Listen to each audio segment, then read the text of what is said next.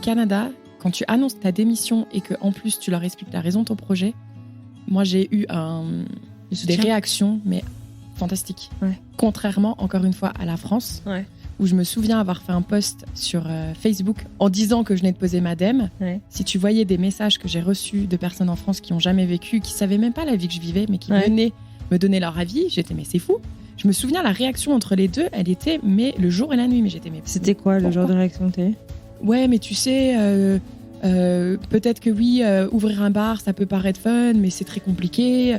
Tu sais, comme si je m'étais pas renseignée en amont, en fait. Ouais. Et comme s'ils un savaient peu ce que c'était. paternalisant. Puis comme s'ils savaient ce que c'était de travailler dans une usine aussi, en fait. Enfin, on sait pas la vie que les gens y mènent et j'ai demandé mon Je connais pas le cheminement non plus Voilà. des gens. Ouais.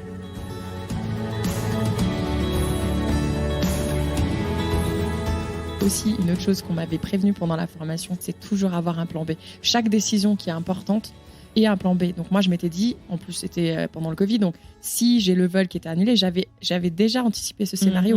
S'il est annulé, qu'est-ce que tu fais ? J'avais demandé à mes parents, est-ce que c'est OK que je revienne chez vous ? Et j'avais même contacté le copain de ma cousine qui ouvrait une franchise à l'époque. Et je lui avais dit, est-ce que tu m'accepterais en stage ? Pas pour gagner de l'argent, mais juste pour que moi, j'apprenne des choses qui seront en lien avec ce que j'ai envie de créer. En fait, je pense que maintenant, j'ai accepté que c'est OK de vouloir fréquemment changer d'endroit et de job, en fait. Parce que je pense que j'ai accepté que la vie, c'est pas seulement une adresse fixe et un travail fixe. Ouais. Ça peut évoluer avec le temps. Et c'est vrai que du coup, moi, j'évolue tous les 2-3 mois. Donc, ça peut paraître très intense pour certaines personnes. Mais pour moi, ça me correspond. Parce c'est un rythme qui te va. C'est un rythme qui me va parce que dès que j'arrive quelque part, je suis contente de découvrir un nouvel endroit, des nouvelles personnes, un nouveau travail.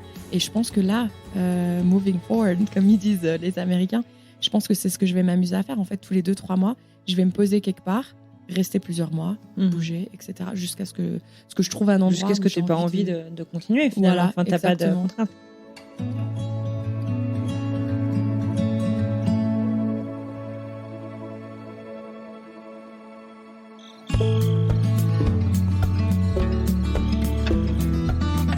Il y a des rencontres qui paraissent anodines, des croisements de chemin apparemment insignifiants qui se produisent dans notre quotidien. Mais si, à vous aussi c'est arrivé, que ce soit lors d'une réunion de travail, à la caisse d'un supermarché ou même au détour d'une conférence sur le podcast dans les montagnes du Colorado l'été dernier, le hasard tisse des liens que l'on ne peut prévoir. Ces instants, en apparence anodins, révèlent parfois une destinée préétablie des rencontres que l'on devait faire. C'est ainsi que j'ai croisé le chemin de Kelly Baricello, une rencontre qui a transcendé le simple hasard. Lors de cette conférence sur le podcast, son énergie contagieuse, son sourire enivrant et ses idées foisonnantes ont captivé mon attention. Et tout ça était sans compter son parcours absolument captivant. Alors ce fut comme une évidence. Je devais l'interviewer dans French Expat. Kelly et moi, on a pas mal de points communs. Toutes les deux, on est ingénieurs. Toutes les deux, on est passionnés de podcast. Et enfin, toutes les deux, notre passion pour le voyage nous a menés à nous installer en Amérique du Nord. Sauf que le parcours de Kelly est bel et bien singulier. À la fin de son premier cycle universitaire, Kelly s'interroge sur la suite de sa vie. Et une question qui va revenir sans cesse au cours de sa carrière s'impose à elle. Quel est le sens que je veux donner à mon futur ? Quel est le sens de ce que je vis aujourd'hui, au présent ? Ces questionnements vont la mener d'une école d'ingénieur vers l'Angleterre, puis Chicago, dans une industrie assez différente de ce qu'elle fait aujourd'hui, dans la sidérurgie, pour s'installer ensuite au Canada, un pays dont elle va tomber complètement amoureuse. L'histoire aurait pu s'arrêter là, mais ce serait bien mal connaître Kelly, qui, via cette recherche de sens, ne s'est jamais posée. C'est ainsi qu'on va la retrouver dans les Caraïbes français, où elle va se lancer dans une aventure assez incroyable d'ouvrir une brasserie, puis finalement au Canada, et vous l'aurez donc compris, dans le Colorado l'été dernier, accompagnée de son fidèle compagnon, son van, dans lequel elle dort, et au volant duquel elle explore ce pays-continent. Le récit vibrant de Kelly, entre haut et bas, vous invite aujourd'hui donc à vous connecter à son parcours, à vous inspirer de sa détermination à suivre votre propre chemin, malgré les obstacles. Et en suivant son exemple, qui sait, chacun d'entre nous pourra saisir chaque opportunité comme une porte ouverte vers l'épanouissement dans un monde en constante évolution, un peu comme Kelly, la French Expat de la semaine. Je suis Anne-Fleur Andrely, vous écoutez French Expat, un podcast de la rédaction de French Morning. Si vous souhaitez soutenir notre travail, n'hésitez pas à vous abonner sur frenchmorning.com. Allez, place à l'épisode.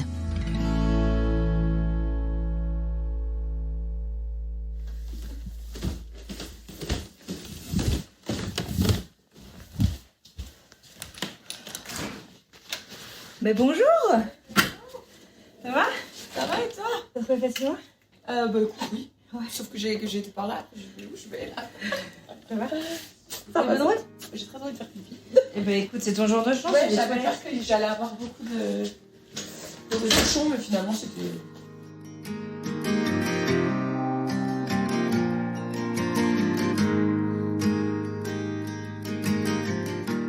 Combien de personnes ont tenu ce micro pour passer derrière French Expat? Je sais pas. Faudrait que tu comptes. Ouais, je sais pas. En personne, effectivement, il y en a de plus en plus. Ouais, moi j'ai vu. Enfin, et en plus, j'aime bien quand tu fais en face à face. Enfin, mais moi j'aime bien le conversationnel aussi. C'est ça. Puis il se passe un petit truc un peu différent. Ça va, t'as la pression? T'es bien? Non, je suis bien.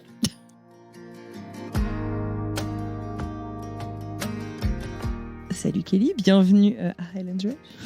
Merci de m'accueillir dans ta cuisine et pour ce délicieux café. T'as pas encore goûté, si? Si. Ah si, c'est bon. Okay. Merci beaucoup d'être venu jusqu'à moi. On va pas faire comme si on se connaissait pas, c'est cool, on s'est rencontrés en vrai la semaine dernière à une conférence sur le podcast et je suis super contente d'avoir l'occasion de faire un épisode avec toi de French Expat. Merci d'avoir accepté mon invitation. Merci à toi pour l'invitation. My pleasure. Alors Kelly, j'ai remarqué que tu ne connaissais pas la première question de French Expat parce que je la coupe très souvent au montage. Mais si tu te retrouvais là, je sais pas, dans un café, un bar à bière, puisque c'est un truc que t'aimes bien, je sais pas, on va dire de n'importe où dans le monde, rempli en fait de Français vivant à l'étranger, comment est-ce que tu te présenterais et qu'est-ce que tu voudrais que les gens sachent de toi? Alors, est-ce que le bar se trouve en France ou à l'étranger? Ma réponse sera différente. C'est vrai? Probablement à l'étranger. À l'étranger, ok. Alors, si je suis face à des Français, dans ces cas-là, je répondrai que je m'appelle Kelly. J'ai 37 ans, ça fait plus de 10 ans que je vis à l'étranger. J'ai vécu avec un frère jumeau en Moselle, mais je suis partie seule à l'âge de 25 ans. Sur papier, je suis ingénieure, chef de projet en sidérurgie, mais depuis 3 ans, j'ai choisi de vivre plusieurs vies, de devenir nomade et d'expérimenter différentes expériences professionnelles. Déjà pour grandir professionnellement, mais aussi personnellement. Voilà. Trop bien.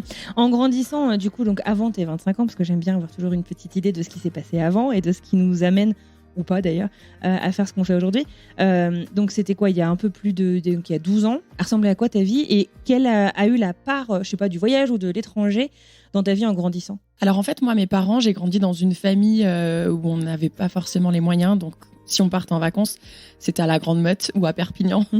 Mais j'y suis jamais allée, c'est cool, en même temps ça a l'air d'être des confort. Ouais, j'adorais aller à la plage, enfin je me plains pas du tout de la façon dont j'ai grandi, mais voilà, on avait très peu de moyens, donc le voyage ne faisait pas partie intégrante de notre évolution à mon frère et à moi.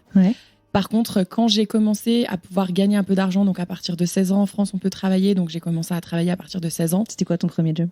J'ai travaillé comme agent de mairie, j'arrosais les plantes en fait. Ah ouais. Ok. Et ensuite, à 18 ans... Tu auras peut-être quelques tips à me donner parce que mes plantes sont pas en forme. Oula, non, je te conseille pas. Ensuite, à 18 ans, j'ai été caissière dans un Leclerc. J'ai aussi été agent de cinéma dans un Gaumont. J'ai aussi... Donc plein de petits jobs, quoi. Ouais, vendu des... chef de rayon. Enfin, non, pas chef de rayon. Je remplissais les rayons. Enfin, bref.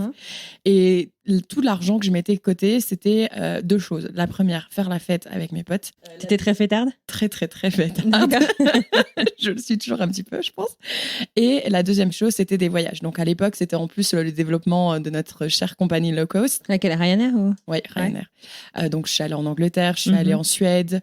Ensuite, là, j'allais plutôt du côté de Dubaï, Thaïlande, Égypte. Donc là, je voyageais, mais du coup, soit avec une copine ou avec ma chère cousine. Mais comment cette envie t'est venue? C'est parce que tu pouvais pas, peut-être que ça t'a tellement donné envie d'aller voir ailleurs ou c'est en fait d'avoir essayé une fois. En fait, une fois, je suis partie en Espagne et je me suis dit, mais en fait, c'est trop fun. Je comprends rien à ce qu'ils racontent. Je galère à commander ma bière. Ah non, una cerveza, maintenant je sais. Okay. Et en fait, je trouvais ça fun d'essayer d'apprendre une nouvelle culture, etc. Donc, je pense que c'est peut-être par rapport à ça. D'accord. Et donc, du coup, pour moi, ça... Et ensuite, je suis partie... Je faisais un DUT en physique. Ouais. Et mon anglais était vraiment, vraiment nul. Ouais. Donc, j'ai ma prof qui m'a dit, écoute, il faut que tu partes. parce qu'on peut rien faire de toi. Et donc, je suis partie. On peut rien faire de toi, c'est ça qui était dit. C'est carrément ça. Enfin, en tout cas, c'est le message que j'ai voulu comprendre. Ouais. Mais en tout bien, tout honneur, parce que du coup, elle m'a accompagnée pour trouver un stage au Pays de Galles. Et donc, du coup, je suis partie. Et là, ça a été la révélation. Surtout qu'à l'époque-là, moi. Parce que du coup, tu partais pour vivre, pas juste pour les vacances, quoi. C'est ça. Et puis en plus, moi, à l'époque, je m'entendais pas trop avec mes parents, je m'entendais pas avec mon frère. Donc, j'avais vraiment l'impression que j'avais plus ma place en Moselle. Ouais. Tous mes amis étaient partis un peu à droite et à gauche. Enfin, j'avais l'impression d'être. Qu'est-ce que je fous là, en fait? Et donc là, je suis partie. J'ai l'impression de m'être un peu découverte. Ouais. Et là, ça a été une révélation pour moi. Et c'était sûr et certain que le reste de ma vie, je le passerai pas en France, en fait. D'accord. Ok. T'es partie combien de temps quand t'es partie au Pays de Galles? Alors, je suis partie 6 mois. D'accord. Ouais, donc c'est quand même. Donc c'était ton premier gros voyage, où tu restais vraiment sur la durée. C'est ça. Surtout que j'ai même pas prévenu mes parents que je partais. Donc, je suis vraiment. Je suis partie sans qu'ils le sachent. Ah oui, t'habitais plus chez eux déjà? Non, j'habitais chez eux. Mais comment? Je peux être très discrète si je veux. Je t'ai dit que je m'entendais pas avec. Et j'étais oui, il n'y a pas s'entendre et déserter, quoi. Eh ben ouais, voilà, j'ai déserté. En fait, moi, j'étais en mode, tu me saoules, vous me saoulez, et je me casse et je ne dis rien. J'étais un peu rebelle. Hein. T'étais un peu encore en crise d'ado. Je pense, ouais. Un peu décalé. D'accord. C'est ça. Et donc, je suis partie sans les prévenir. Donc, tu vois. Ils ont réagi comment quand ils s'en sont rendus compte? Et comment est-ce qu'ils s'en sont rendus compte? Au bout de plusieurs jours où je rentrais pas, ils ont demandé à mon frère, est-ce que tu sais, où est ta sœur, en fait? C'est quand même bizarre qu'elle ne rentre pas manger, qu'elle ne dort pas à la maison. Et donc, il leur a dit, en fait, je l'ai déposée à l'aéroport il y a quelques jours et elle est partie en Angleterre.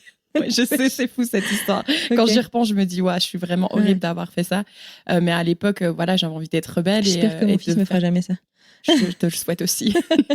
Mais ouais, ça m'a fait du bien, en fait, d'avoir ce côté rebelle. Ouais. Et de penser à toi, du coup, de te concentrer sur toi aussi, peut-être un petit peu. Quand la vie de famille prend le dessus. Exactement. Trop cool, d'accord. Donc du coup, là, t'as quel âge? T'es en stage de DUT, donc tu dois avoir pas loin de 20, 21, 22? Oui, je crois que j'avais 21 ans parce que je pouvais déjà boire des bières en Angleterre et je crois qu'ils ont un truc avec l'âge là-haut, non? Ça date. En tout cas, je pouvais boire des bières, je te le garantis. D'accord.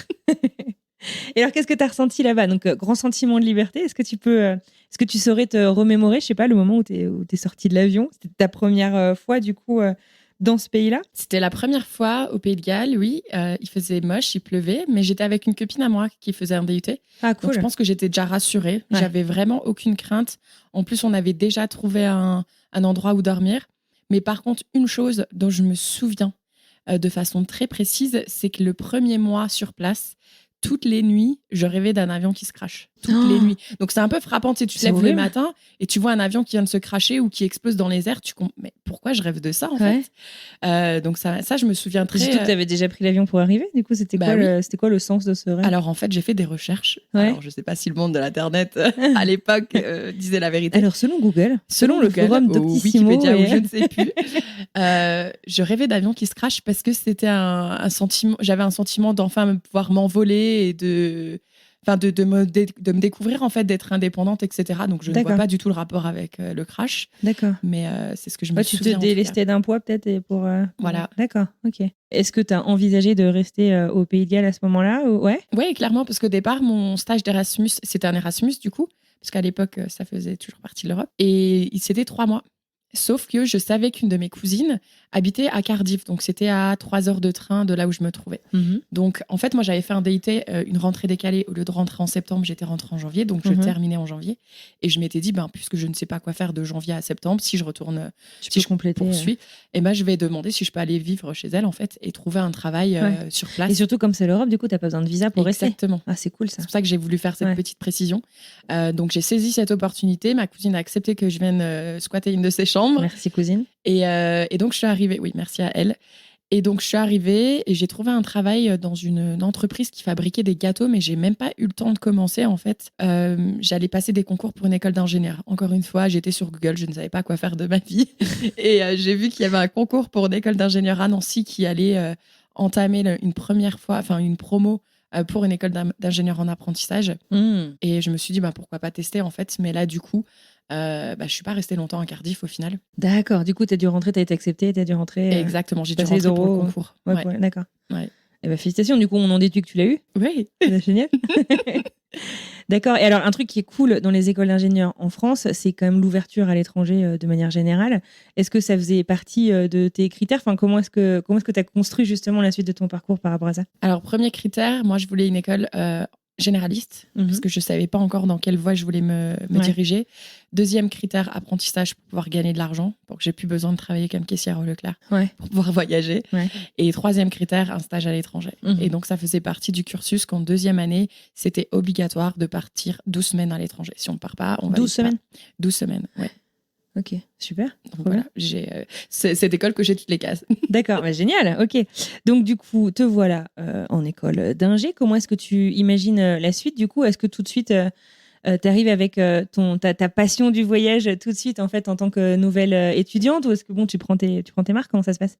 Alors en fait, déjà, trouver une entreprise qui veut te sponsoriser pour être en apprentissage, pour moi, ça a été l'étape numéro 1 avant que je puisse envisager un futur. Parce que c'est très dur de trouver, surtout que l'école... Pourtant, ils ont des gros avantages fiscaux, non, les entreprises? Ils ont, mais à l'époque, c'était pas connu encore. Les ingénieurs, en tout cas. Et l'école n'était pas connue non plus. Donc, tu vois, c'est un peu bizarre. Donc, je me souviens avoir vraiment envoyé énormément de CV, avoir passé énormément d'entretiens.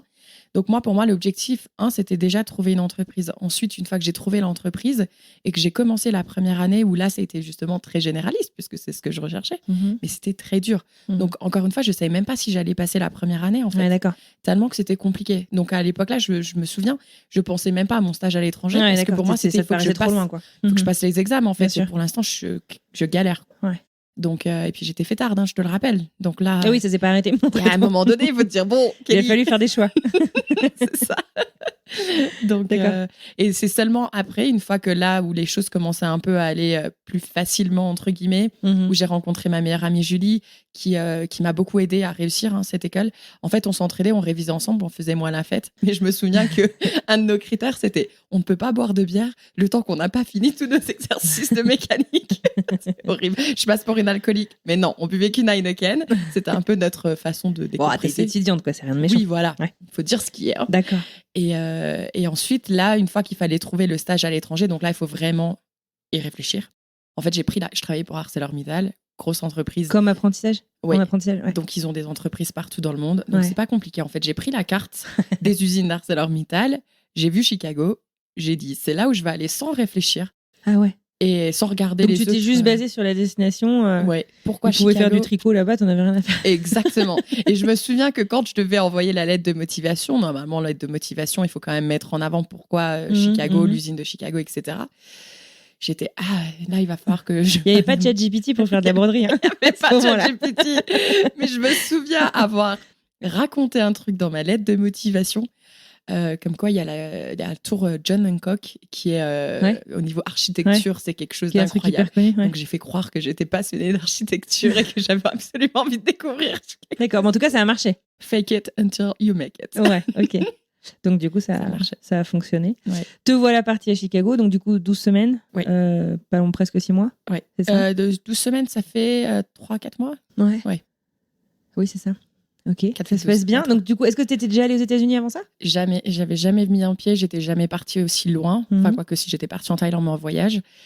Et le plus bel été de ma vie, encore aujourd'hui, ça reste le meilleur été de ma vie. Mais encore une fois, est-ce que je l'explique parce que j'avais l'impression de me redécouvrir personnellement. Il faisait un temps incroyable. J'ai rencontré des personnes qui m'ont pris sous leur aile, qui m'ont fait faire des activités un peu à l'américaine, en fait. Donc, comment ça, à l'américaine? C'est quoi les activités à l'américaine? Tu sais, les Américains, ils vont. Enfin, ouais, c'est vrai que du coup, comparé à la Moselle, ils vont aller camper tous les week-ends, ils vont aller dans des fêtes foraines. Enfin, tu sais, je trouve qu'ils profitent un petit peu plus des activités qu'il y a autour de chez eux. Enfin, en tout cas, à l'époque, c'est ce que je pensais. Par rapport, en tout cas, à tout ce que tu as connu avant, quoi. Exactement. Ouais. Donc, après, c'est vrai que j'étais une petite attraction.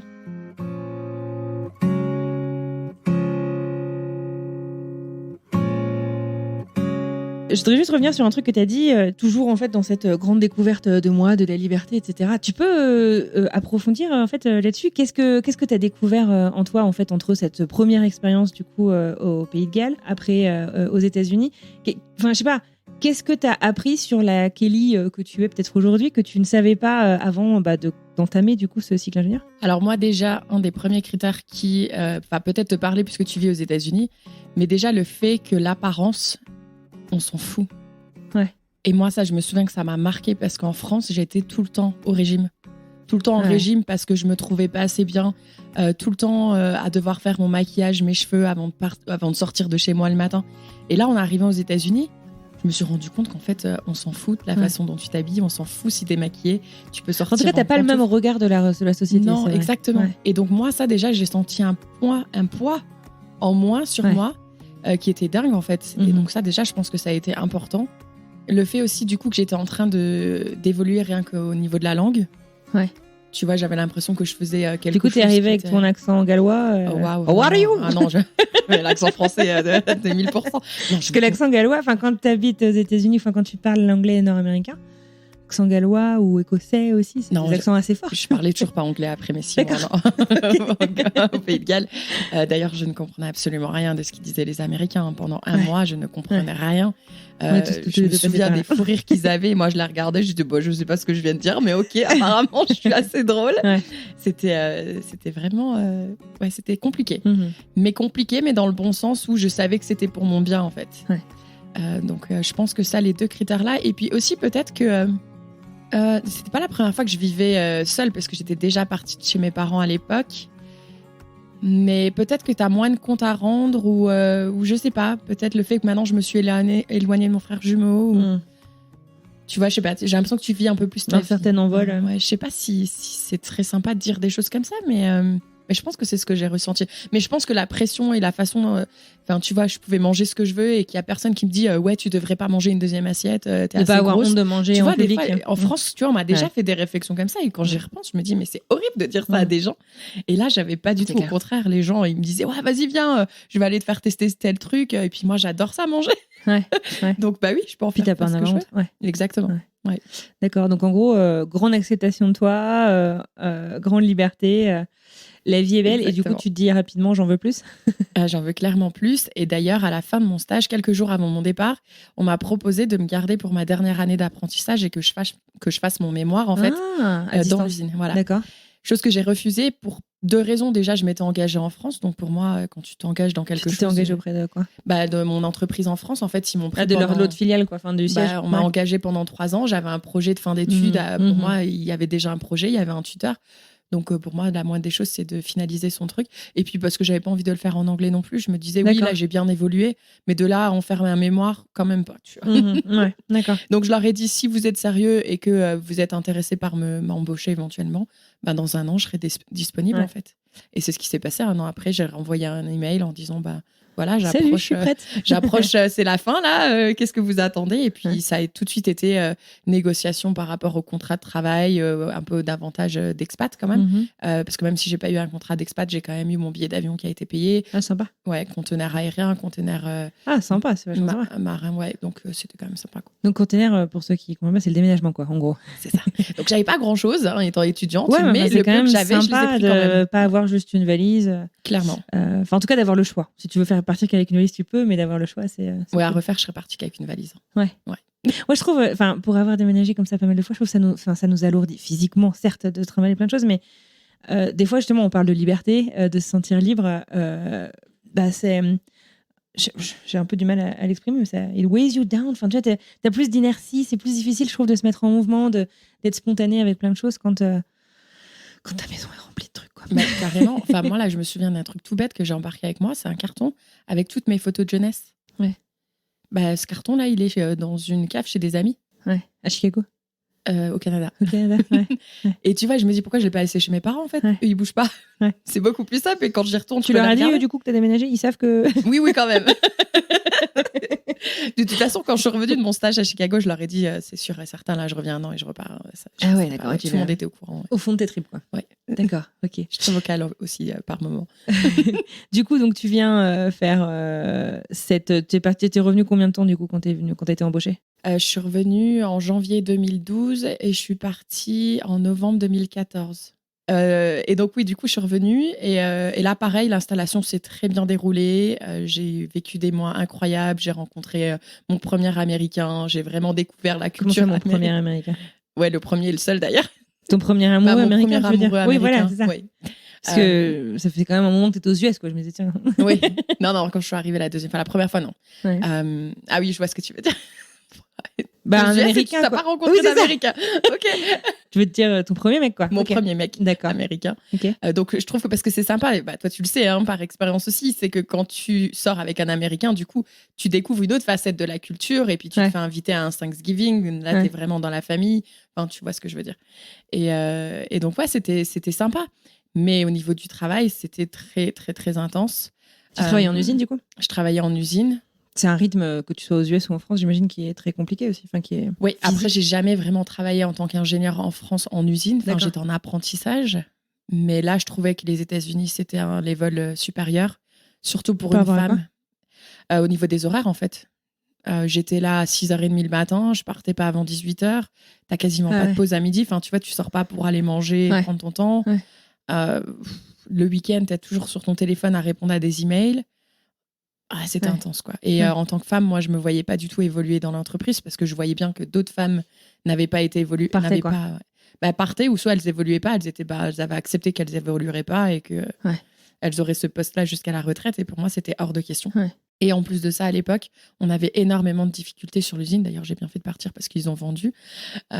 C'est que dès qu'on avait un souci, on nous demandait, nous, en tant qu'ingé, contacter les ingénieurs du Canada, l'usine du Canada, et demander-leur s'ils ont déjà fait face à ce challenge et comment ils l'ont résolu.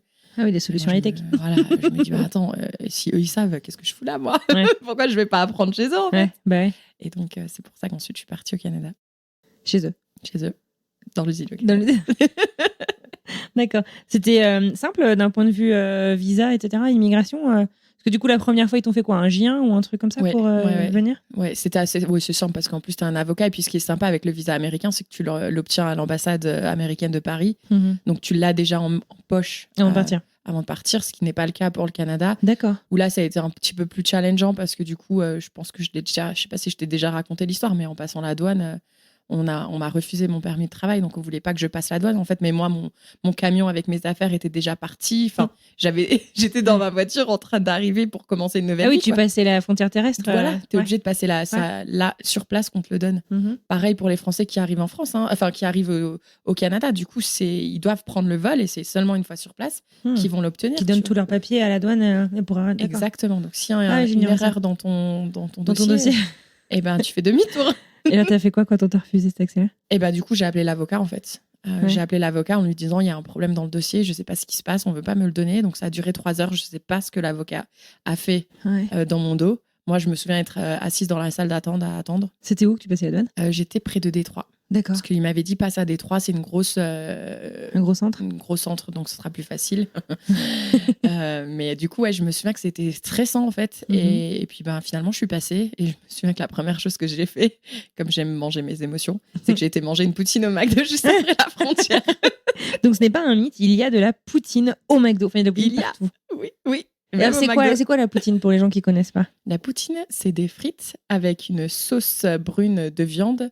Du gravy, là, ça ? Ouais, du gravy. Et du fromage. Alors, je sais même plus comment il s'appelle ce fromage-là, mais c'est un fromage assez particulier.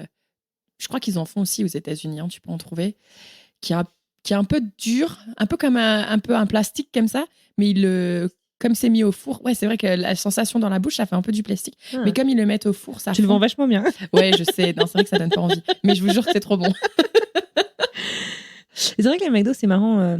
Je serais curieuse, d'ailleurs, les gens qui nous écoutent, mais les McDo sortent beaucoup des spécialités en fait régionales. Je sais que dans le Maine, en été, il y a le lobster lobster roll du McDo qui sort au McDo, ouais. Quand j'allais à Acadia, on était tombé là-dessus. Du coup, la poutine, je suis sûre qu'il y en a un peu partout. Moi, je me souviens en Italie aussi avoir vu, je crois que c'était, tu sais, les espèces de pains baguettes que nous, on mange à l'apéro en France. Crostini, là ? Ouais, les espèces de crostini. Je me souviens en avoir vu au McDo. Et tu vois, comme quoi. Écoutez, vous nous direz ce que vous avez trouvé au fur et à mesure de vos voyages. Donc, du coup, tu arrives à passer la douane. Direction où, du coup, au Canada, là, pour continuer ton aventure ? Donc là, j'allais dans l'usine d'Hamilton, qui se trouve entre Toronto et les chutes du Niagara. Comment ça se passe là-bas ? Tu restes combien de temps ? Est-ce que la vie au Canada est très différente de la vie en France, certainement, mais aux États-Unis ? Est-ce que tu avais connu juste avant ? Alors, elle est différente sans l'être vraiment, parce que du coup, comme on est très proche de la frontière américaine, donc on a toujours un peu cette mentalité positive, encourageante. où on fait ce qu'on veut. Pourquoi tu penses que tu l'as pas si tu t'éloignes de la frontière? Ben, c'est le cas pour le Québec. Ah ouais? Je trouve. Vous deux, t'aimes pas le Québec. Enfin, ça, Et je suis pas une grosse fan. Toute la semaine dernière, à la conférence, elle a tenu à dire à tout le monde qu'elle était canadienne, mais pas du Québec. Voilà. J'aime bien que les gens sachent. Non, parce que du coup, c'est vrai que quand on est dans une province anglophone comparée à une province francophone, je trouve que les mentalités changent. Ah ouais. Bon, c'est mon avis à moi. Mais du coup, ce que j'ai adoré, par contre, travailler dans l'usine au Canada, alors déjà, la santé pour eux, c'est très important. Donc, moi, c'est la première fois que j'entendais parler de mental health, que c'était la OK. Santé mentale. Ouais. C'était OK de se sentir pas bien ou d'avoir des doutes, etc. Ils apportaient énormément de soutien par rapport à ça. Et qu'il n'y a pas besoin de se cacher finalement non, il faut parler de ses émotions, il faut Mhm. parler de tout ça parce que c'est en parlant qu'on avance en fait. Donc ça déjà j'ai trouvé que c'était incroyable. Mhm. Je dis beaucoup le mot incroyable juste pour information. C'est très américain. Et même si oui j'avais pris du recul sur mon look et sur la façon et le paraître etc. Ouais. Mais ça n'empêche qu'il y avait des salles de sport, des cours de yoga qui s'étaient proposés, des personal coach. Des coachs. Ouais je sais plus. Mais c'est quoi enfin sportifs. Ah des coachs sportifs. Des coachs sportifs. Des profs de sport quoi. Voilà, voilà, c'est ça le mot que je cherchais, des profs de sport. Et donc du coup, j'ai adoré ça aussi parce que du coup, j'avais le sentiment que c'était important. Je venais pas seulement à l'usine pour travailler. Il y avait un équilibre, un certain équilibre entre le pro et le perso. Exactement. Donc ça, c'était très différent des États-Unis. Et en plus de ça, ça paraît bête, hein, mais moi maintenant, quand je vois une entreprise ou même une start-up, la première chose que je fais, c'est je prends l'organigramme, pardon, et je regarde quelle est la disparité entre hommes et femmes, en fait, parce que j'ai remarqué que dans ma vie, c'est une valeur importante qu'il y ait une disparité entre les deux. Et justement, tu veux pas qu'il y ait une disparité. Je veux pas qu'il y ait une disparité, pardon. Je veux qu'il y ait autant d'hommes que de femmes. Une valeur importante pour toi, c'est l'égalité. Ouais. Et là, c'était le cas. Il y avait énormément de femmes. Ce qui est rare dans les usines. Exactement. Et d'autant plus dans la sidérurgie. Oui. Et ça s'est vite ressenti parce qu'on m'a rapidement fait confiance. On m'a rapidement donné des projets qui étaient importants pour l'entreprise, où il y avait beaucoup d'argent mis en jeu. Et du coup, là, niveau professionnellement, je me suis vraiment amusée, j'ai vraiment évolué. Je me suis retrouvée dans des situations très, très compliquées aussi parce qu'on a tendance à dire ouais, t'es courageuse, oui, etc. Non, j'ai eu des crises de panique, j'ai eu des moments de doute, etc. Mais c'est comme ça qu'on évolue, je pense. Et donc, du coup... on peut évoluer sans avoir de crise de panique aussi. Hein. Aussi. Mais bon, des fois, je trouve... Mais ça arrive et c'est OK d'en avoir. Je trouve qu'avoir du stress, c'est bien. Ça veut dire que je me suis mis dans une situation... où je n'ai pas l'habitude d'être, et c'est ça qui va me permettre d'avancer. Ouais. Mais voilà, au bout de quelques années, je dirais au bout de 4 ans, 5 ans, voilà, ça devenait un peu trop une routine pour moi. Ah non, je suis restée 6 ans, mais au bout de 4 ans, je commençais à me reposer des questions, et là, je me dis, punaise, mais pourquoi chaque fois, tous les 3 ans, il faut que je parte? Et c'était quoi tes questions? Des questions sur le sens de ce que tu faisais ou... Mais j'avais l'impression d'être un pion quand même pour l'entreprise, tu vois, même si j'avais cru voir que c'était important, mon bien-être, etc. Mais ça n'empêche que je reste un pion, que ça reste le monde du corporate, et que... voilà quoi, on reste quand même petit dans cette chaîne de CEO, etc. Et en fait, j'avais souvent de la frustration. Tu voulais avoir plus d'impact sur l'avenir des trucs que tu faisais d'entreprise. Ouais, je voulais faire une différence. Et on me disait, mais oui, mais tu te rends compte, l'acier qu'on produit, c'est pour faire des lits d'hôpitaux, c'est pour construire des ponts. On fait une différence. Ouais, mais non, je le vois pas en fait. Mais à titre individuel, tu voulais avoir un impact un peu plus fort. Exactement. D'accord. Donc la grosse remise en question, encore une fois.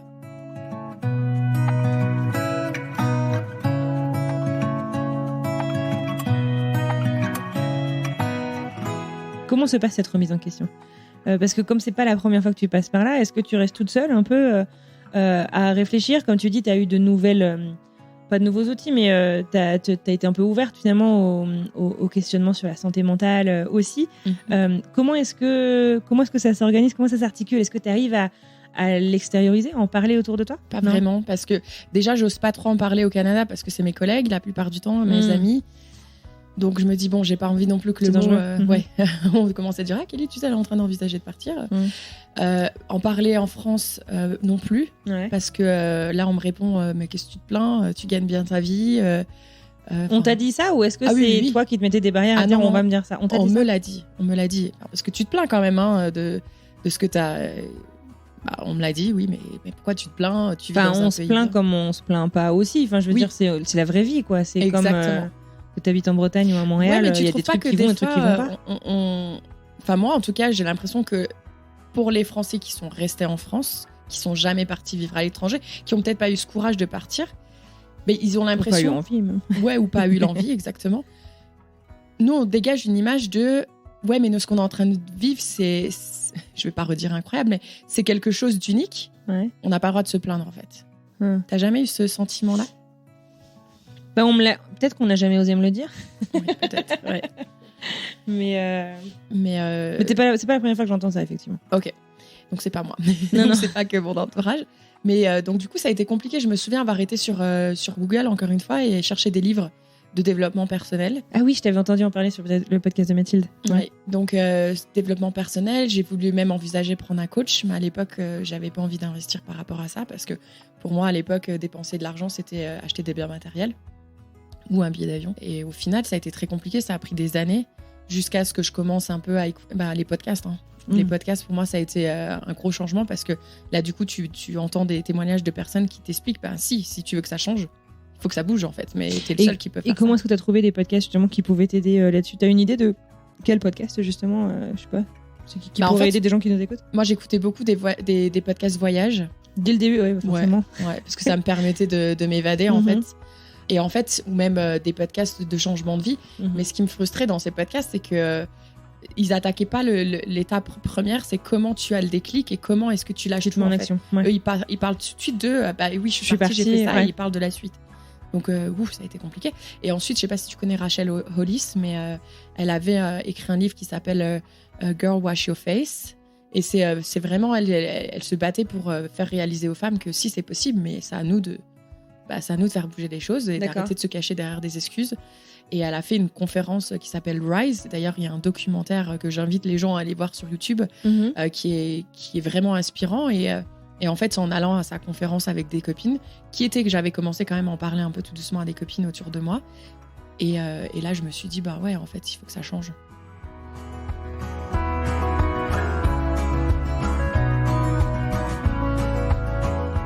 Et alors, comment est-ce que tu t'y prends pour que ça change? Comment tu sais quoi qui doit changer? Là, j'ai pris un coach. Là, t'as pris. Là, je me suis rendu compte que j'ai besoin d'être accompagnée, en fait. D'accord. Là, je venais d'avoir le déclic que c'était à moi de faire bouger les choses. Maintenant, si je veux que les choses bougent, je prends un coach. Et quel type de coach? Comment est-ce que tu trouves un coach? Parce que, pardon pour tous les coachs, s'il y en a qui nous écoutent, mais on trouve quand même un peu de tout et n'importe quoi. Et c'est difficile de savoir qui est-ce qui est légitime et qui est-ce qui ne l'est pas. J'ai l'impression qu'en fait, tout le monde peut se dire coach. Comment est-ce que tu t'y prends du coup? Est-ce que tu te fais coacher en anglais, en français? Est-ce que c'est quelqu'un qui est local du coup avec toi au Canada ou non?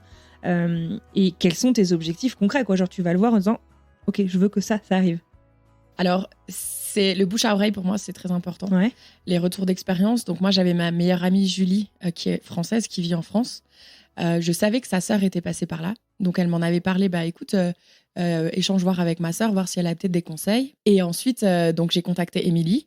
Qui est donc la sœur et qui m'a dit écoute, moi je te conseille de suivre Charlotte de Postadem en France parce que moi j'adore ce qu'elle fait. Donc j'avais commencé déjà à m'inscrire, tu sais, à la newsletter.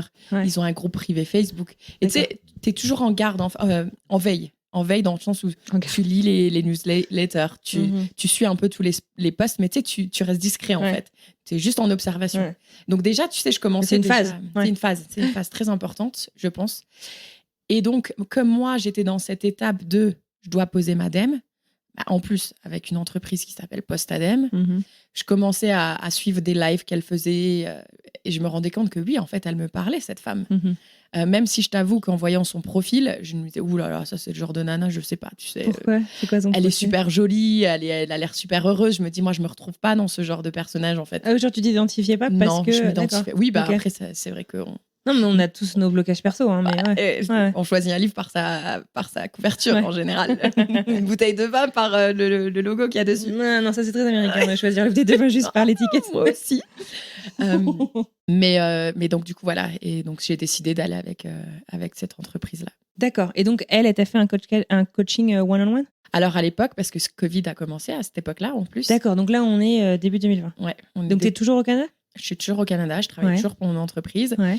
Et en fait, là, ce qui se passe, c'est que du coup, comme par hasard, ils lancent une formation qui s'appelle Side Project. Et c'est comment réussir à construire un projet en parallèle de ton travail à temps plein. Et ça allait être un groupe de 40 personnes maximum qui peuvent se trouver n'importe où dans le monde. Ça allait être en distance.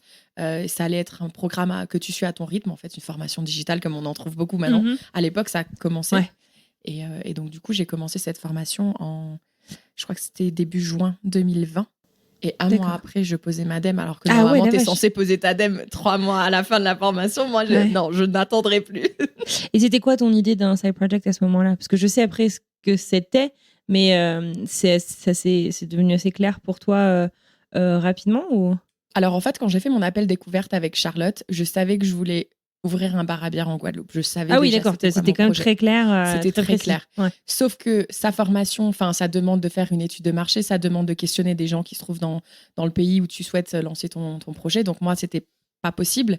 Donc, j'ai choisi Fille Expat comme side project. Ah, ça a été le projet sur lequel tu as bossé. Ouais. D'accord, ouais. ok. Et j'avais quand même demandé à avoir un coaching privé de 3 heures, je crois, pendant la formation. Ouais. Et je me souviens encore très clairement. Et en plus, c'était drôle parce qu'il y avait plusieurs coachs qui participaient. Moi, je n'ai pas été coachée par Charlotte, mais j'ai demandé à ce que ma coach, parce qu'ils en avaient une qui habitait en Angleterre, à Londres, et j'ai demandé à ce que ce soit elle.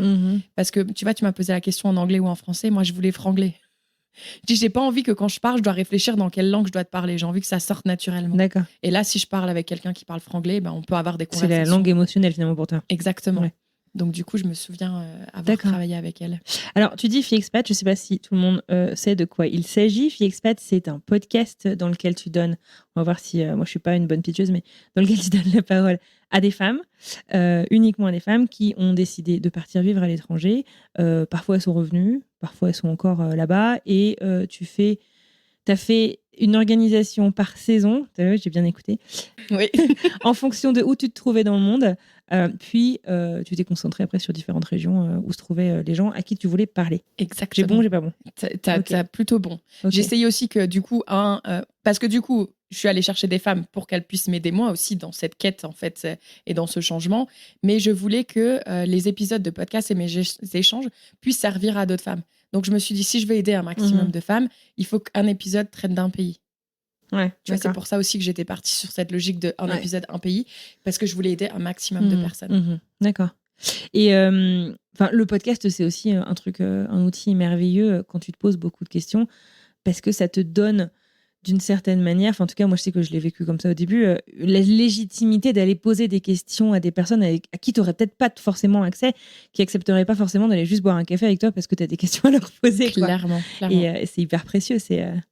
Il y a énormément de gens qui se lancent dans le podcast parce qu'ils ont tout simplement des questionnements de tout genre. Sur tous les thématiques. Et moi je trouve que c'est un super moyen de prendre contact avec des personnes, de leur donner une raison de parler avec moi, parce que les gens ils aiment bien parler d'eux. Ouais. Et je trouve que c'est un bon moyen, même juste pour faire des rencontres, en fait.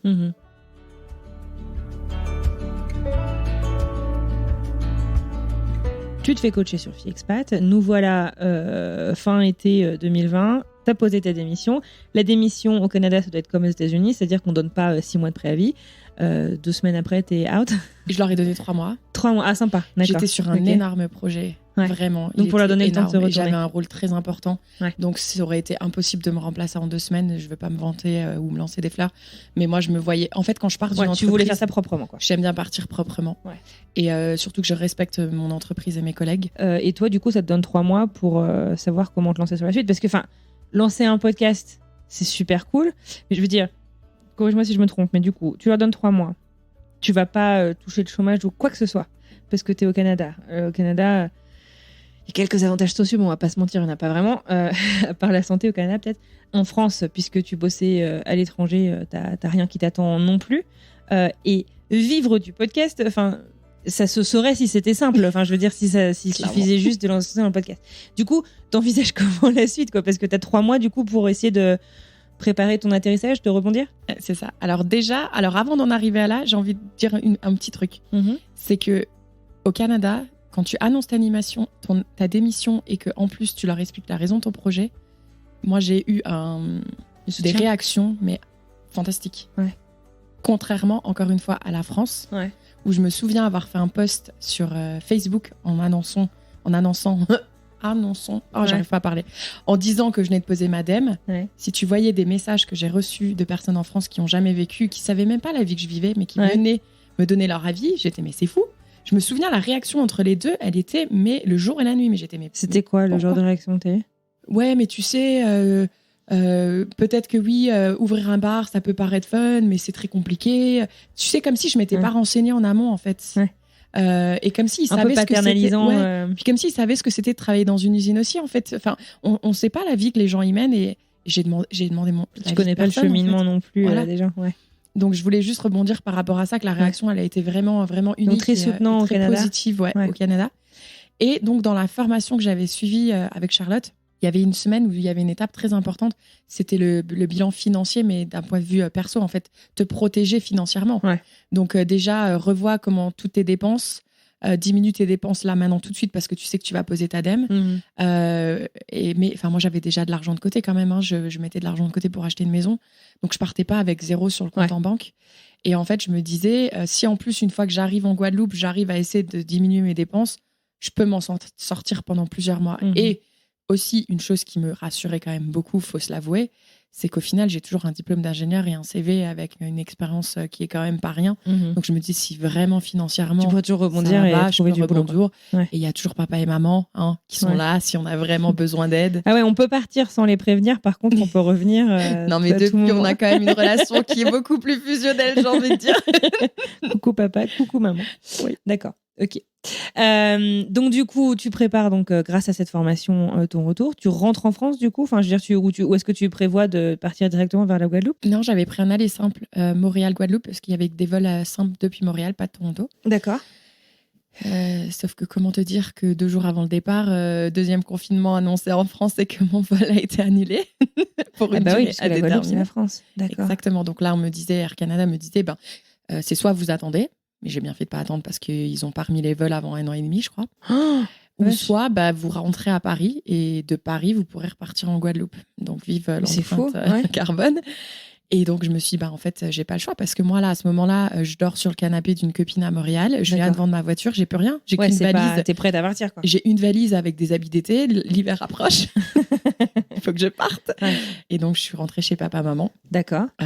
Chose que j'avais quand même un petit peu préparée parce que aussi une autre chose qu'on m'avait prévenue pendant la formation de post-ADEME, c'est toujours avoir un plan B.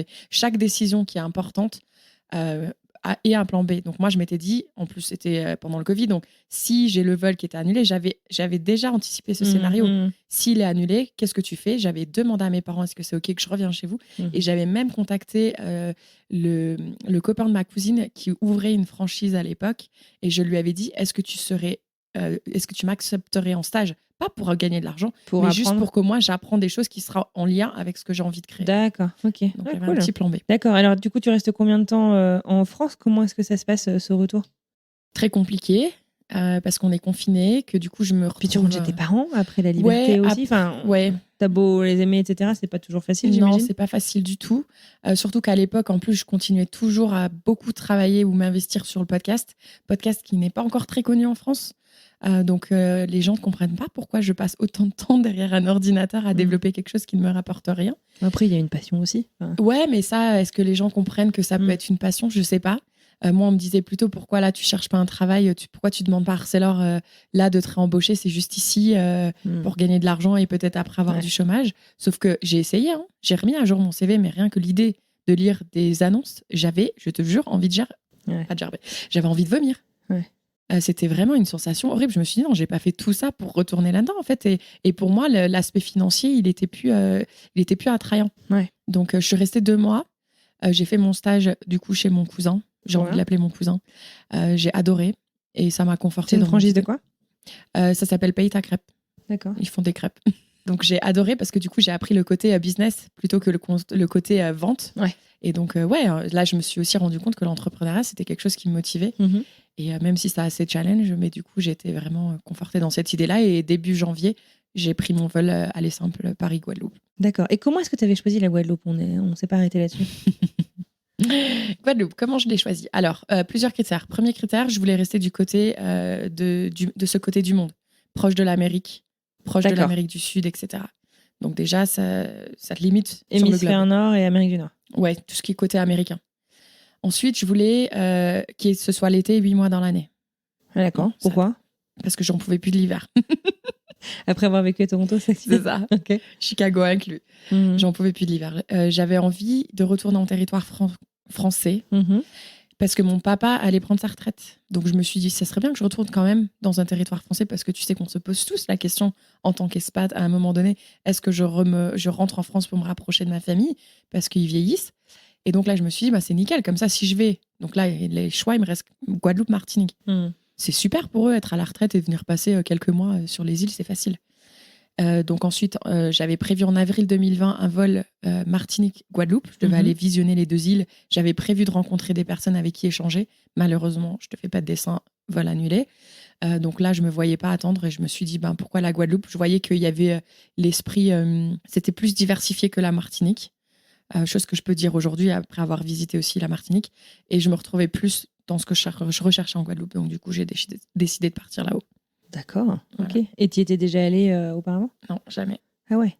J'avais déjà été dans les Caraïbes, mais jamais en Guadeloupe. Ok, d'accord. Donc du coup, tu prends tes avions. Je prends l'avion. Et comment se passe l'arrivée? Comment est-ce que tu envisages ce que tu as préparé? Puis après, ce qui s'est passé, il y a un décalage? Clairement, un énorme décalage parce que du coup, mais je pense que Covid a beaucoup à faire. Désolée, je parle que de Covid et je sais qu'on n'a plus envie d'en entendre parler, mais... T'as entendu les messages, on m'a dit plus de Covid. J'ai entendu, mais ça fait partie de notre histoire, malheureusement. Exactement. Comme tu l'as justement dit. Je suis arrivée dans une auberge de jeunesse pour diminuer mes coûts de logement. Donc, je travaillais en workaway. Donc, en échange de tâches, j'étais hébergée gratuitement. Là, j'ai rencontré plein de voyageuses qui voyageaient pour la première fois en solo, qui découvraient un peu de nouvelles choses. Ça n'empêche que je continuais Fixpat à côté, parce que pour moi, maintenant, Fixpat, ça devenait vraiment une passion. Je ne pouvais plus m'arrêter en fait, de le faire, parce que je pense qu'aussi d'interroger toutes ces femmes, ça m'aidait dans mon avancement. Ça nourrit tes questionnements aussi. Exactement. Et en parallèle, je faisais tout pour rejoindre un incubateur pour m'aider dans mon projet de bar. Je voulais travailler comme serveuse aussi, mais on n'arrêtait pas d'être confinés. Donc, et puis forcément, en France, s'ils embauchent quelques serveuses, ils vont pas embaucher Kelly, qui est ingénieure en sidérurgie, tu vois. Ouais. Ils vont embaucher quelqu'un qui a de l'expérience. Ouais. Donc, ça a été très, très, très compliqué. En fait, à chaque fois, je disais, j'ai l'impression que quand je faisais un grand pas, après, j'en faisais trois en arrière. Enfin, tu sais, ça avançait très doucement. Donc, grosse frustration, j'imagine, quand même. Grosse frustration, je me sentais très seule parce que je vivais seule. Ouais. Donc, au bout d'un moment, c'était épuisant. Et donc, en août 2021, quand ils ont annoncé un 3e confinement, j'ai craqué. Ça faisait combien de temps que tu étais là, du coup ? Ça faisait seulement 8 mois. D'accord. 8 mois, ouais. Mais en fait, c'était plus, tu sais, tout ce qu'il y avait autour de Covid. Pas forcément l'île en elle-même, mais plus tout ce qu'il y avait autour de tout ça. La situation, quoi. Ouais, mon avancement et tout ça. Puis je me posais aussi beaucoup de questions par rapport à mon projet parce que je me disais, punaise, toutes les casquettes que je vais devoir porter pour mener ce projet à bien, comment je vais réussir physiquement, en fait. Et donc, je me souviens avoir craqué. J'ai été voir une psy le jour-là et elle me dit, Kelly, il faut vraiment que tu te focuses sur ce que tu peux gérer et pas sur ce que tu ne peux pas gérer. Ouais. Donc, du coup, là, je me disais, en fait, ce que je peux me gérer là aujourd'hui, c'est de partir. Parce que là, les choses, elles sont trop contraignantes. Et donc, je suis partie pour Atlanta pendant 1 mois. Et comment t'as choisi de partir à Atlanta ? Parce que j'ai ma copine Molly, américaine, que j'adore et avec qui j'ai échangé déjà depuis très longtemps. Une copine de Chicago ? De Chicago, ouais. D'accord. Qui venait de se faire larguer par son copain avec qui elle était depuis 8 ans, qui s'était fait virer de son travail en Floride. D'accord. Et qui venait d'arriver seule à Atlanta. Elle se sentait seule, je me sentais seule. On s'est dit, bon, bah. Mais en 2021, il y avait encore le travel ban, non ? Eh bien, pas depuis la Guadeloupe. Parce qu'on faisait pas partie de l'espace Schengen. Donc, c'est ça qui était ridicule à l'époque. C'est que nous, on a l'île qui est confinée, mais j'ai le droit d'aller prendre un vol vers Miami, quoi. D'accord. Alors que pour les gens qui n'auraient pas suivi, depuis la France ou depuis l'Europe en général, il y avait d'autres pays aussi, il fallait faire 3 semaines ou un truc comme ça de quarantaine au Mexique ou au Canada. Ah non, moi, je suis arrivée à Miami. On s'en foutait si j'avais été vaccinée. On s'en foutait de tout. Ah ouais ? Ah ouais, c'était fou. Nous, ils vérifiaient les vaccins quand même. Ils ont vérifié à l'aéroport de Guadeloupe. Mais au départ. Au départ, quoi. Ah oui, c'est ça, ouais, d'accord. À l'arrivée, pas vraiment. Waouh, ça paraît loin tout ça. Ça paraît super loin. Et en même temps, ça paraît très proche. Ouais.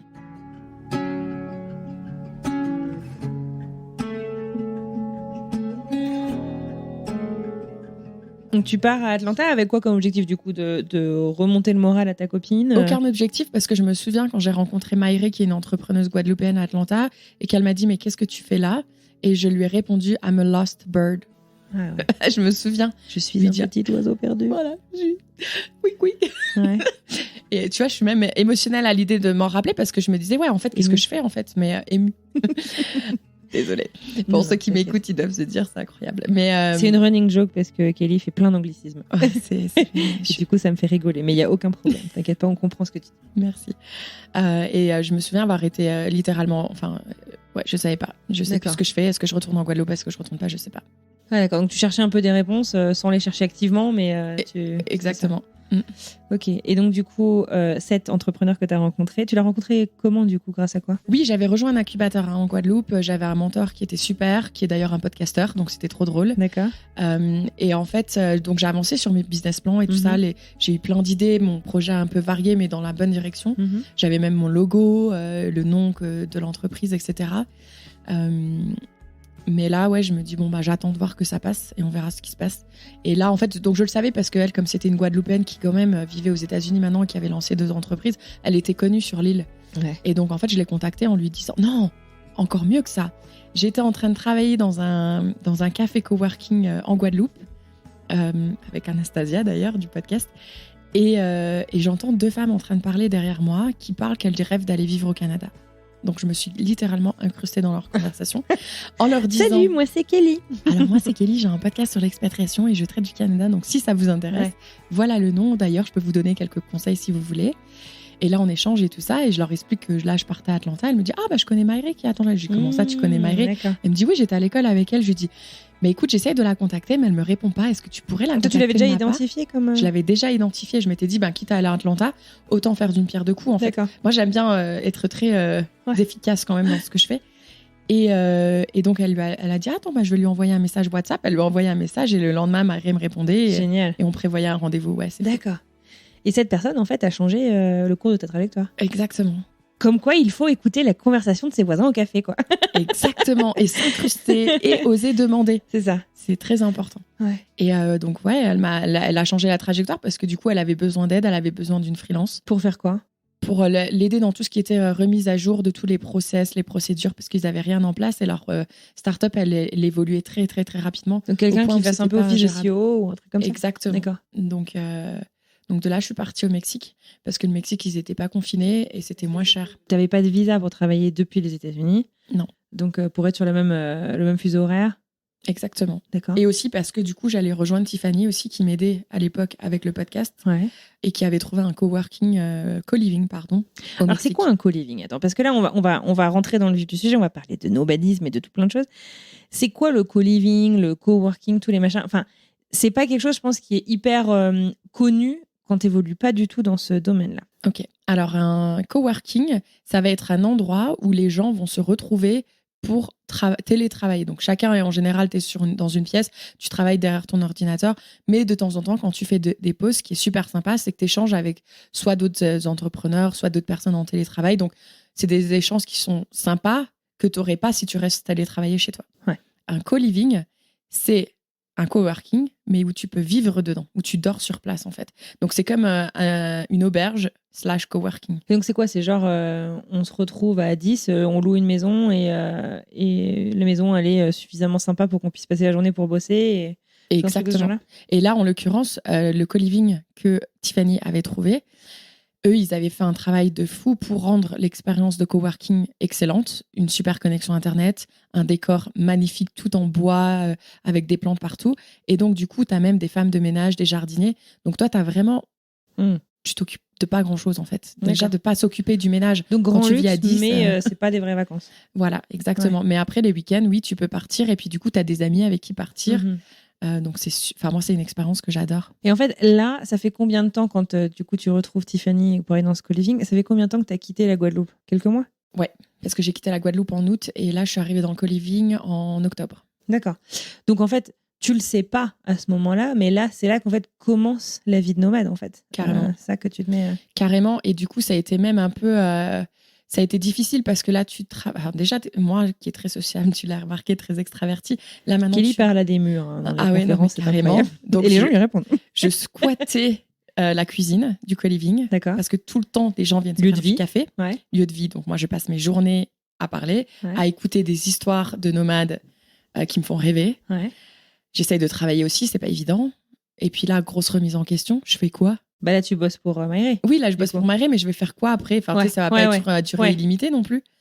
Donc là, j'ai rappelé papa, maman en leur demandant est-ce que je peux revenir à la maison pendant quelques mois parce qu'en fait, j'ai besoin d'une pause. Parce que même si je suis extravertie, j'ai besoin de mes sans cesse moments en à moi, mouvement, en fait. c'est pas facile de se poser des questions C'est quand tu es tout le temps dans le... épuisant. Ouais. Et même d'ailleurs, mes parents, je leur ai pas dit que je rentrais. Tu sais, je leur dis pas quand je pars, je leur dis pas quand je rentre non plus. Donc je mange, j'ai pas appelé papa, maman. Je me suis pointée un jour devant leur maison. Quand je m'entends parler, je me dis mais c'est fou cette fille. Ils sont cool tes parents quand même. Ils sont cool, ouais. Et je me souviens, c'était trop drôle parce qu'en plus j'avais une voiture de location pour revenir de l'aéroport. Et j'avais fait exprès de me garer devant la porte du garage parce que je sais que c'est quelque chose qui énerve mon père. Mon père s'énerve quand même assez facilement.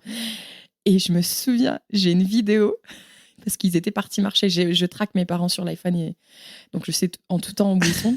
Et je sais qu'ils ont leurs habitudes à aller marcher tous les jours. Donc je suis revenue exactement au moment où je savais qu'ils allaient revenir de leur marche. Et j'ai une vidéo de lui. Et mais c'est qui s'est garé devant la porte du garage? Mais franchement, n'importe quoi. Mais c'est quoi cette voiture? Et moi, j'étais surprise.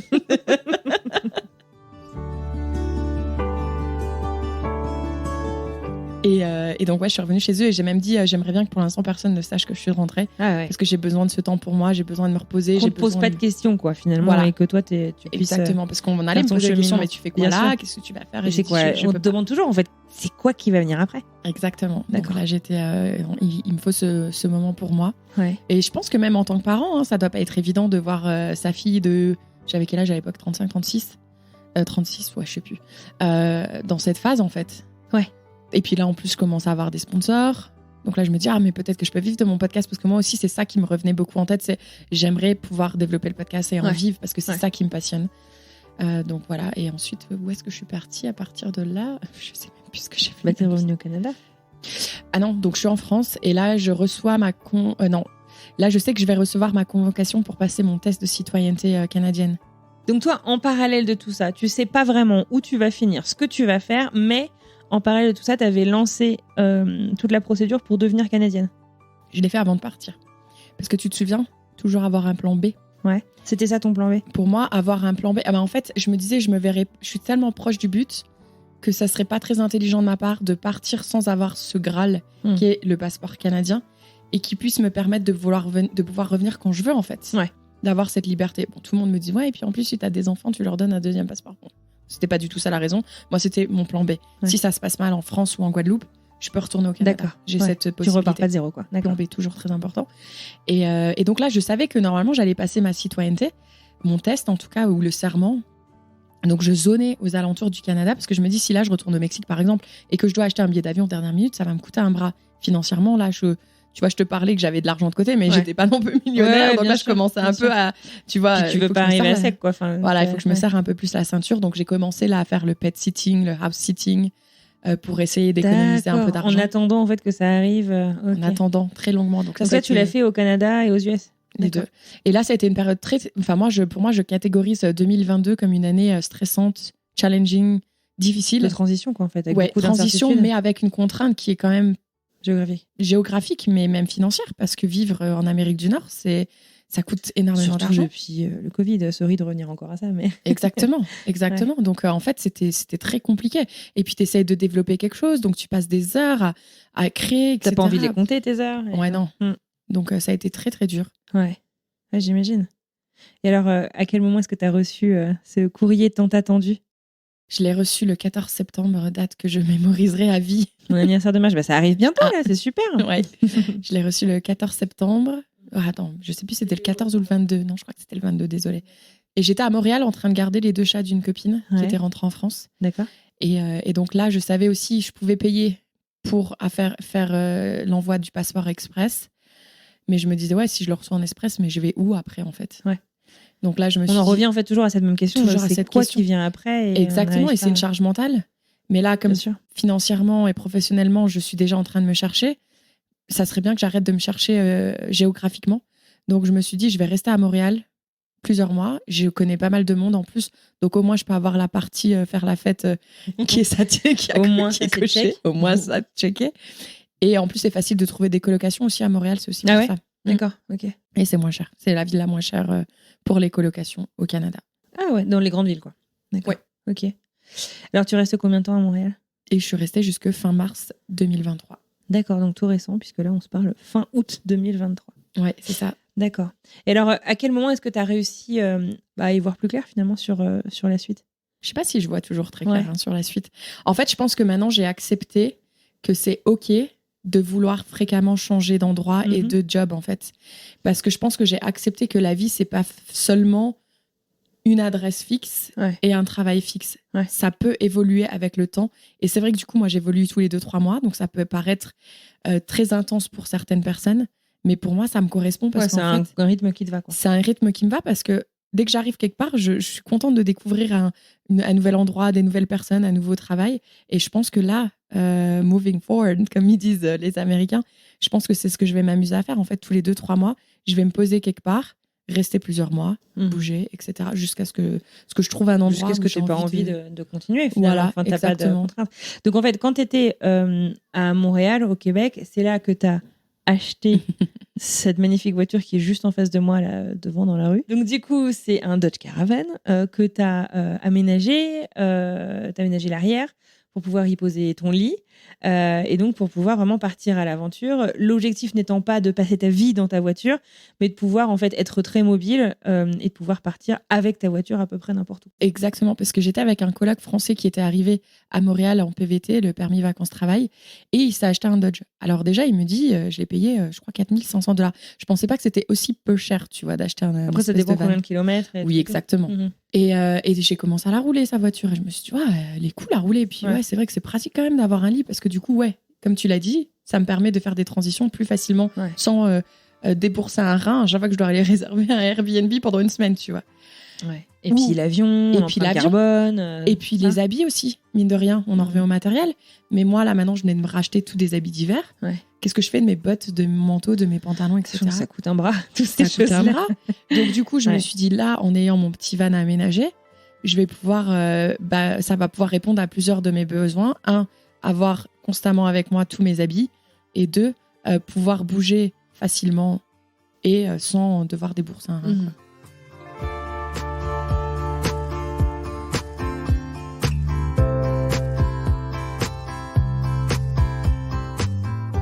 Et alors, donc, du coup, ton premier arrêt, ça a été les Rocheuses canadiennes. C'est ça, j'ai traversé tout le Canada. Donc, j'ai acheté la voiture au Québec. Je l'ai aménagée en Ontario. Merci à tous mes amis qui m'ont aidé dans la construction parce que c'est quand même intense. Travail d'équipe. Et ensuite, j'ai traversé le Canada en passant par Chicago parce que toujours un petit coucou à Chicago obligatoire. Et je suis arrivée en Alberta. Je pensais que j'allais peut-être... J'hésitais entre Edmonton, Calgary, les Rocheuses, etc. Et puis finalement, j'ai fini dans la ville de Bragg Creek. Sur recommandation d'une copine et qui m'a mis en relation avec un couple qui recherchait un coup de main l'été avec les animaux. Trop bien. Donc j'ai fait un mélange de pet sitting et et de serveuse et de podcasteuse. Bon, en fait, j'ai envie de dire, là, tu cochais toutes les cases. Je cochais beaucoup de cases, sauf la case fais des pauses.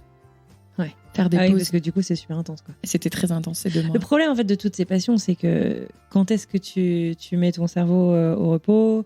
Je veux dire, je sais pas, moi, quand je me suis lancée dans le podcast French Expat, j'y pensais dans la voiture, sous la douche, en donnant à manger à mon bébé. Tu respires mais c'est ça. Podcast. Et puis, et même, je trouve c'est... Enfin, je pense que c'est vrai avec toutes les passions, mais c'est difficile presque d'avoir d'autres conversations. Quand les gens arrivent pour te parler, pour faire la discussion, toi, t'as que ça en tête, quoi. C'est difficile finalement de réussir à t'en déconnecter et donc de te souvenir qu'il faut te poser, qu'il faut avoir un certain équilibre entre tout ça. C'est compliqué. Hein. C'est très compliqué. Et d'ailleurs, c'est pour ça que moi, j'ai adoré la conférence parce qu'on a fait que ça pendant 3 jours, parler de podcast. Ouais, mais on a mis 3 jours à s'en remettre. Mais là, je m'en remets toujours encore aujourd'hui. J'essaye de m'en remettre. Mais c'est intense. C'est intense. La conférence, c'était Podcast Movement la semaine dernière qui se passait à Denver et qui nous a permis de nous rencontrer en personne. Alors donc du coup, aujourd'hui, tu es à Denver, mais tu n'as pas décidé de venir t'installer à Denver, dommage. Je peux pas. Voilà, tu es canadienne, tu n'es pas encore américaine. Si tu veux m'adopter. Voilà, écoute, on peut en parler. Mais du coup, là, je sais que là, tout de suite, tu t'apprêtes à partir en road trip pendant quelques semaines avec une amie à toi qui vient par ici. Après ça, est-ce que tu as une idée? Alors, je sais qu'on a dit que c'était chiant de poser la question juste après, mais vu que c'est dans quelques semaines, peut-être que tu as une idée de ce que tu envisages, ce que tu aimerais en tout cas faire, ou peut-être des fois, je trouve que c'est plus facile de savoir ce qu'on n'aimerait pas. Alors, j'ai eu une illumination un soir où j'arrivais pas à dormir. Avec ma citoyenneté canadienne, je peux avoir un billet de train à 50%, donc j'aimerais bien profiter de cet avantage-là qui va s'arrêter en décembre. Donc je me suis dit, ok, je dois acheter un billet de train. Où est-ce que je veux aller ? Il y a une ville, Churchill, au nord du Manitoba. Oui, tu m'en as parlé. Oui. Où, Qui n'est accessible qu'en train ? Qu'en train Il n'y ou a en pas avion. de route. D'accord. Il n'y a pas de route. Et donc, Churchill, c'est où il y a les ours polaires. Donc tu vas aller te faire bouffer par un ours. Pourquoi pas aller faire des câlins aux ours polaires ? Parce qu'en plus, j'ai rêvé que je prenais des ours polaires dans les bras, genre comme si non, c'était mais le fais pas, hein, Kelly. Non, je vais vas-y essayer. si tu veux, mais ne câline pas les ours. Je crois que je vais me limiter aux nounours pour les enfants.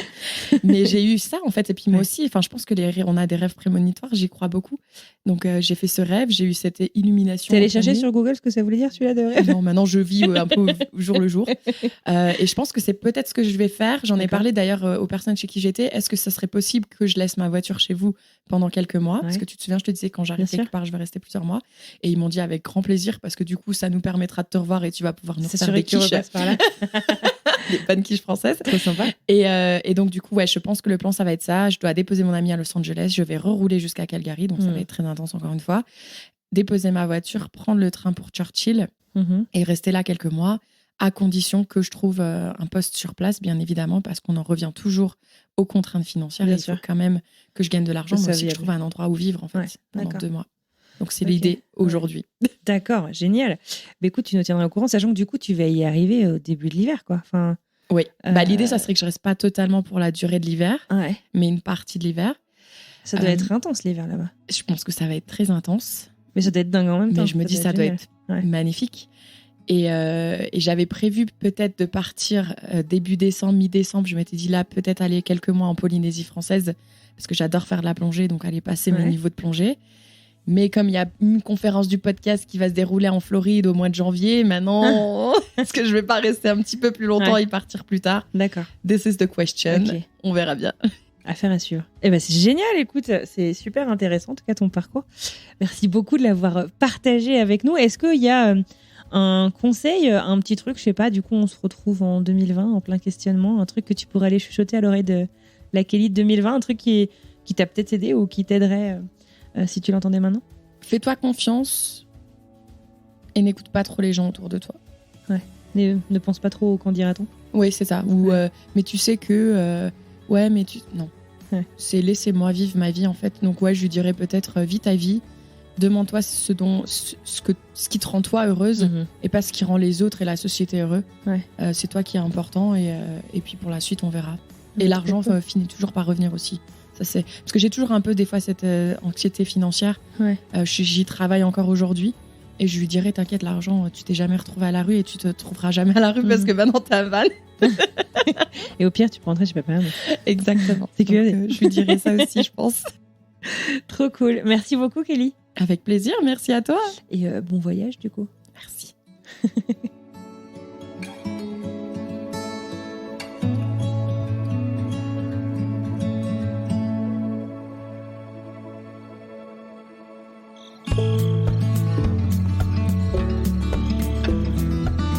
Et voilà, c'est terminé pour aujourd'hui. J'adresse un immense merci à Kelly pour cette chouette rencontre. Vous l'aurez compris, une rencontre qui m'a marquée et que j'espère que vous aurez appréciée tout autant que moi. Si cet épisode vous a plu, vous le savez, ça compte énormément. Parlez-en autour de vous, en ligne, dans la vraie vie, comme vous le sentez. Et n'hésitez pas à partager cet épisode auprès d'oreilles que cela pourrait intéresser.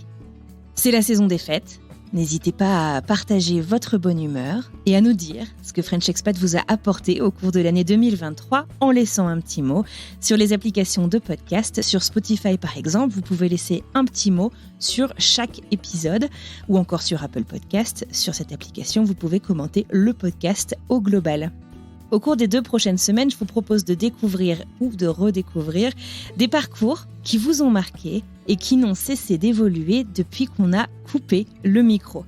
L'occasion donc de prendre des nouvelles. De belles histoires à écouter, seul ou en famille, sur la route ou en cuisinant, pendant les fêtes. Et si on découvrait justement un petit extrait ensemble de ce que nous allons écouter la semaine prochaine ?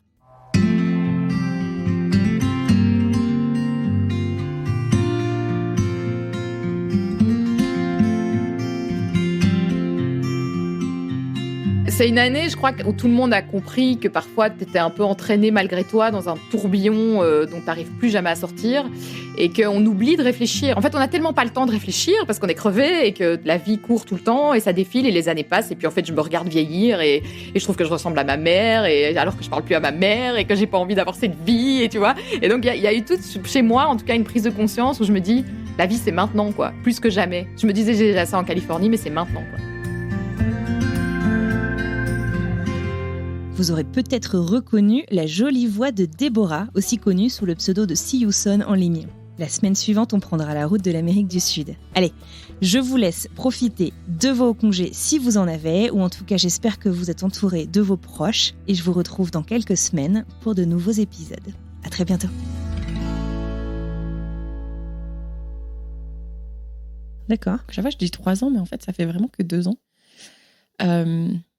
Non, janvier 2012, janvier 2013. Ça fait 3 ans.